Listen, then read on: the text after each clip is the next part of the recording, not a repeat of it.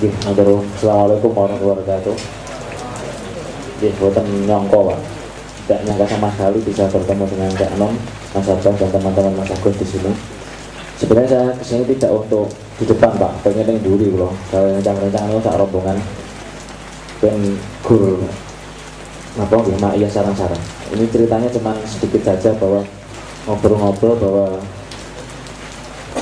dulu itu ceritanya saya cuman kepengen sekedar sawong ke tempatnya Mas Sabrang di Kadipiro, terus nyambung ternyata sampai sekarang udah sampai 1,5 tahun lebih Mas Sabrang gitu. Terus sampai sekarang kita ada kegiatan namanya kampus sawah Bapak Ibu sekalian. Kalau tadi ada UGM, di sana ada kampus sawah. Jadi itu program pertama itu rektornya Bu Yuni itu rektor di kampus sawah. Jadi yo sok-sok ngampus barang tapi ya emang kampusnya yang sawah Mas Abang. Konsepnya pun nggih ngapa jenenge karena latar belakangnya adalah semakin lama semakin tidak tambah banyak tapi tambah sedikit petani yang ada dan mau berkecimpung di pertanian. Anak-anak kecil, pemuda sudah jarang ke pertanian. Kalaupun ada mereka cuman pertanian yang lebih semakin gak jelas arahnya, rezekinya apa dan sebagainya, tidak ada unsur sosial budaya, yang ada cuma produktivitas sesaat. Ini menjadi kekhawatiran 5 tahun atau 10 tahun depan nanti pertanyaan seperti apa Mas Abang. Mungkin itu sehingga berproses ada pendidikan untuk anak-anak kecil, ada sosial budaya dan sebagainya. Mungkin singkat kata itu dulu, nanti kita bisa lebih jauh lagi. Jadi saya mohon maaf ya ada kurang. Assalamualaikum warahmatullahi wabarakatuh. Mbak Yuni sebagai rektor kampus apa harus menambah sesuatu nih juga kalau perlu memperkenalkan ya. Kampus sawah itu perlu, itu bukan nanya kalau perlu, itu perlu. Kampus sawah ini apa wae itu? Kok ono kampus sawah bedane karo memang belum pernah ada sebelum ini pendidikan seperti itu. Mohon dijelaskan. Assalamualaikum warahmatullahi wabarakatuh. Nama saya Yuni. Sebenarnya saya malu kalau dibilang rektor di sini. Soalnya saya nggak pernah sekolah sama sekali. SD saja nggak lulus saya. Jadi malu kalau bilang rektor gitu ya. Sebentar, saya mau nambahin sedikit tentang kampus sawah. Sebenarnya ini tuh lahan untuk kami bisa tuh lahan untuk pemuda-pemuda, untuk generasi ke depan, supaya bisa lebih ramah lingkungan. Karena kita juga prihatin melihat hampir semua pertanian dan semua petani di wilayah kami menggunakan kimia. Dan kita berusaha untuk mengubah kebiasaan itu menjadi back to natural lagi. Jadi kita pengen kembali ke alam lagi. Kita menggunakan bahan-bahan organik untuk pertanian kami. Dan sebenarnya kampus sawah itu apa sih gitu. Tadi Mas Sabrang bilang seperti itu. Sebelumnya sudah pernah ada atau belum? Dulu pernah sebelum kampus sawah itu ada SLPTT. Jadi pendidikan pertanian untuk anak-anak sekolah dari usia PAUD sampai SMA. Kita berusaha untuk mengajak mereka cinta pertanian lagi sehingga kedepannya nanti mereka tidak melupakan pertanian karena mereka juga hidup, mereka makan dan mereka bisa sampai sekarang dari hasil pertanian. Jadi mungkin itu dulu. Tapi yang paling utama kita juga membuka forum bagi teman-teman sekalian yang ingin bergabung pada kami. Silahkan singgah atau paling nggak mampir-mampir ke tempat kami. Tempatnya di Jepara, Desa Karangrandu. Di sana nanti kita akan belajar bareng. Kita nggak sok menggurui atau apa, kita sama-sama dari awal kita belajar dari nol.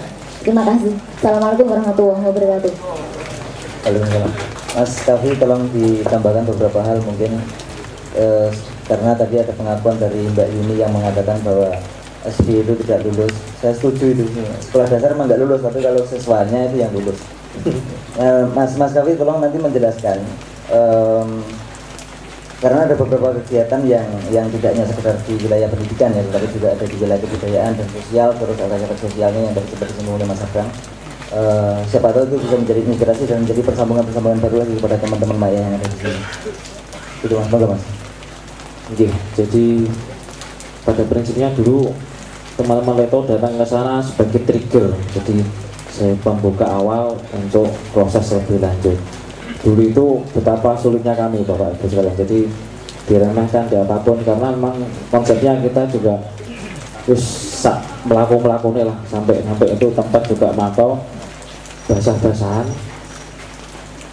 nyate, cuman gue sekedar bagaimana mendukung sektor pertanian dengan segala bentuk kreativitasnya.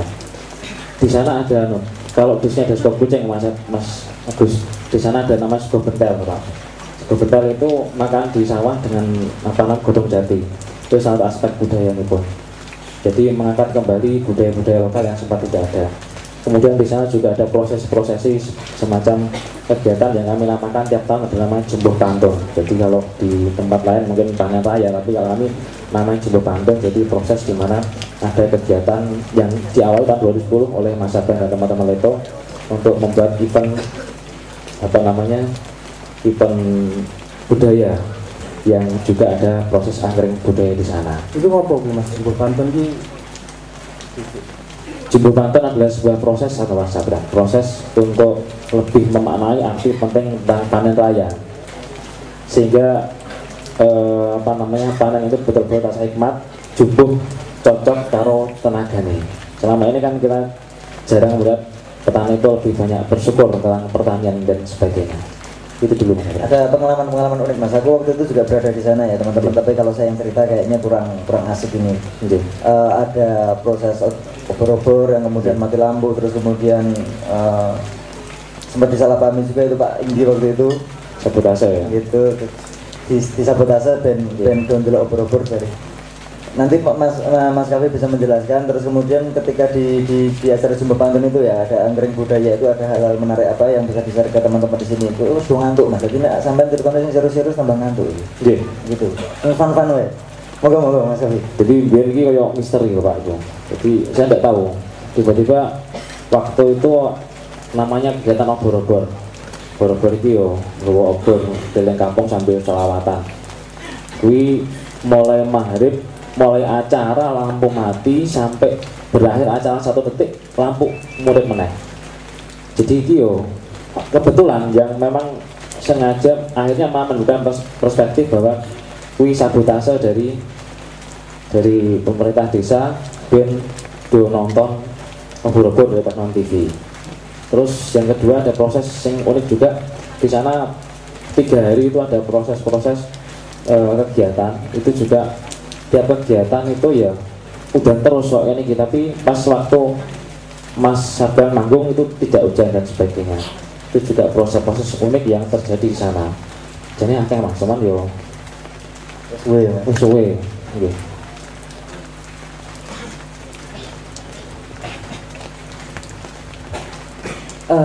Kampus sawah itu jadi ngajak anak-anak kecil ke sawah tandur meneh gitu Mas ya? Atau Tidak hanya itu Mas. Jadi mereka juga sakar PD Mas. Jadi tidak ada kurikulum yang betul-betul dari siapa, tidak, kita mencari sendiri, teman-teman anak juga mencari sendiri. Sakar belajar, yang penting mereka lebih cinta kepada pertanian. Nah kalau katanya tadi belajar bertani organik, belajarnya dari mana itu Mas? Alhamdulillah Mas, ini kayak kemarin ini dari teman-teman dikirim ke Sukabumi dari Cak Non, kemudian Mas Abra, Mas Agus, 6 orang ke sana lewat Pak Franky di Indofood, dan alhamdulillah sekarang jadi praktek ya Mas Abra. Nah aku malah ngerti sih prakteknya terusannya gitu. Mungkin update Mas. Ngomong-ngomong, dijelaskan sih Mas.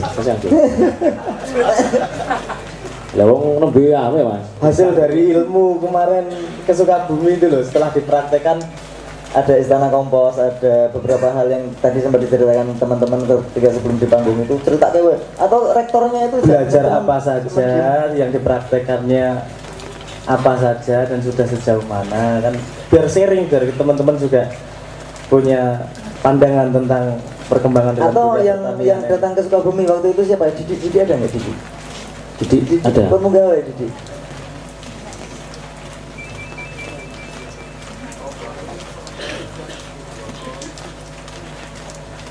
Dik, tolong dibantu Mas Kavi menceritakan pengalamanmu ketika belajar di Sukabumi, terus kemudian hasil dari itu ke Karangrandunya untuk dimanfaatkan sebagai apa? Coba. Assalamualaikum warahmatullahi wabarakatuh. Matur suwun sangat teng sedanten saged rawuh wonten Maya mriki teng Sukabumi niku alhamdulillah kula rencang 6 niku belajar tani organik niku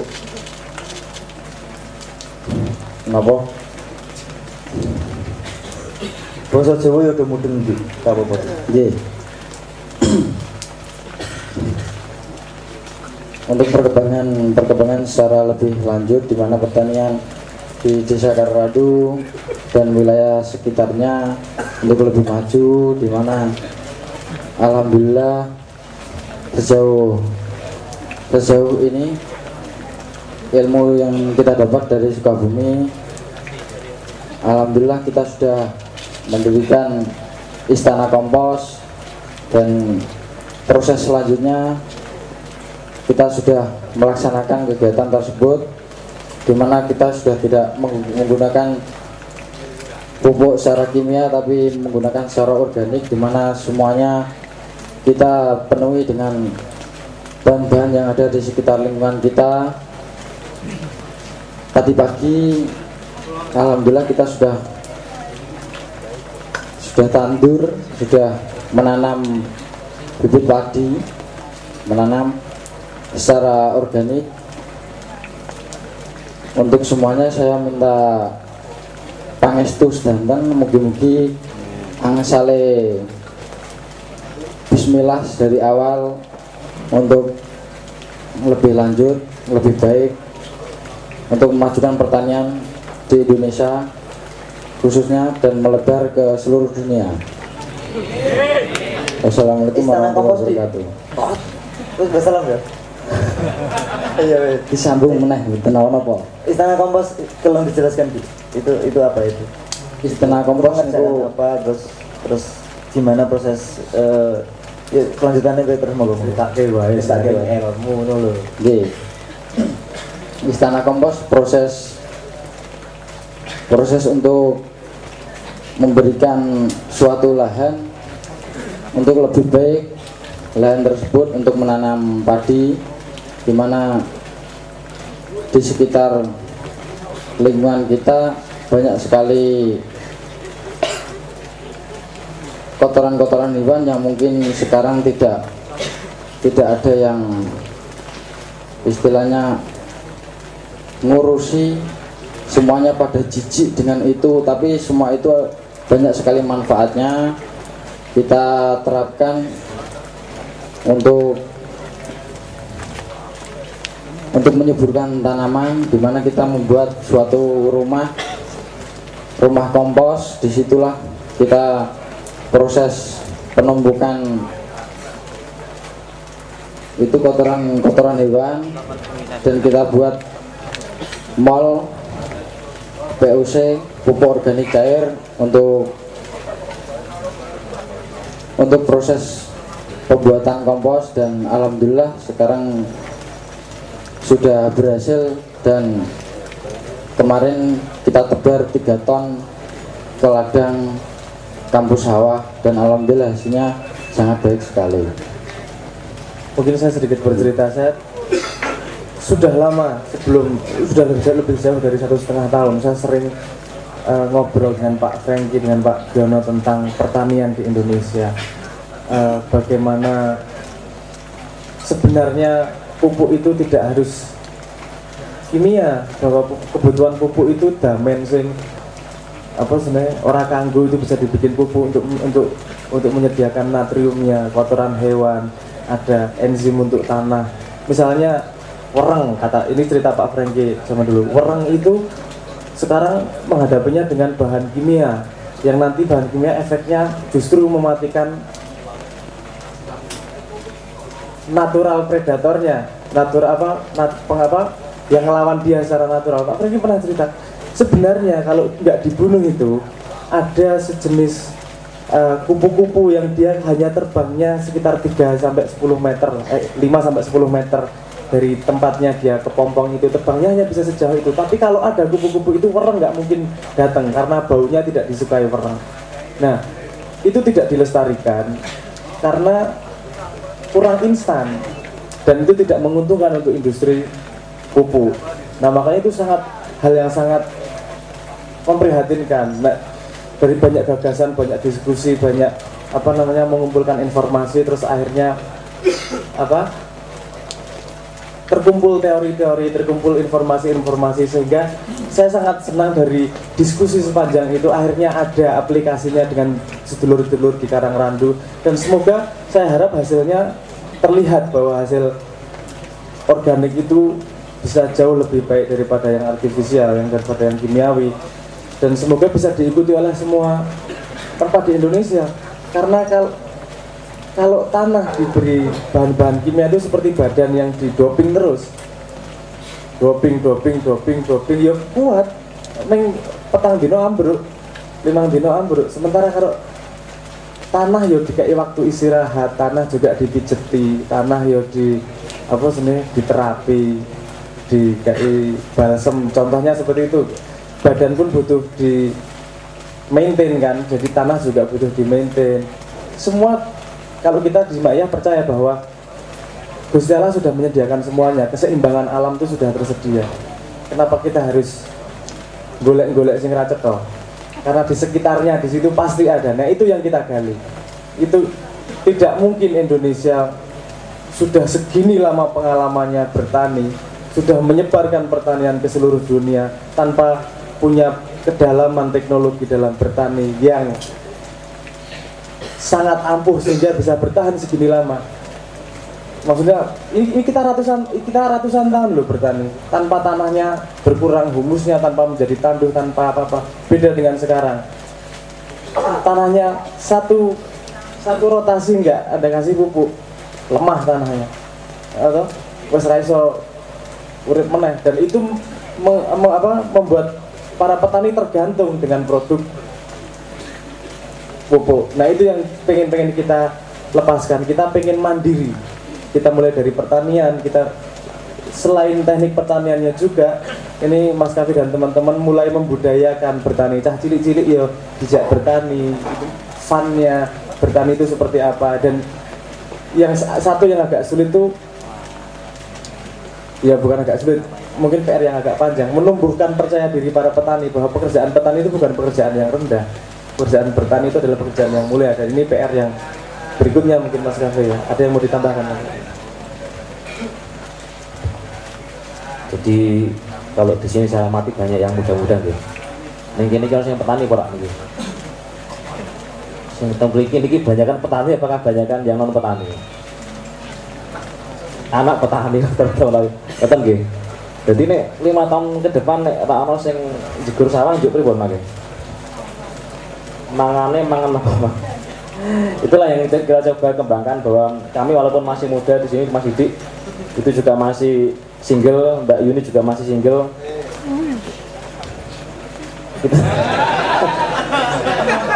Itu juga tidak malu kalau jegur sawah ya ora malu kok. Jadi nggak salah, dan juga kita juga seneng. Yang sawah ini enak loh, jadi seger. Jadi saya banyak acara, banyak cerita yang nanti bisa dipraktekkan sendiri. Jadi bagaimana nanti nek jenengan mboten ten sawah njuk mangke pripun Indonesia nih mangke. Mungkin dunia ya Mas Abang ya. Itu saja yang dari kami menjadi latar belakang khusus tentang bagaimana menumbuhkan kebanggaan kepada petani dan pertanian. Sekian Mas Abang. Sebentar Mas, ada sedikit tambahan yang singgih lagi. Kita panggilkan juga rekan kita, Mbak Zul. Ini murid kampus sawah, bisa ditanyakan nanti apa yang dialami dan pengalaman seperti apa yang dia dapatkan. Mohon Mbak Zul bisa maju. Iya. Moga Mbak Zul, maju Mbak Zul. Saya sambil sampean maju, saya tak sebagai wong tua tak ngandani cah-cah nom.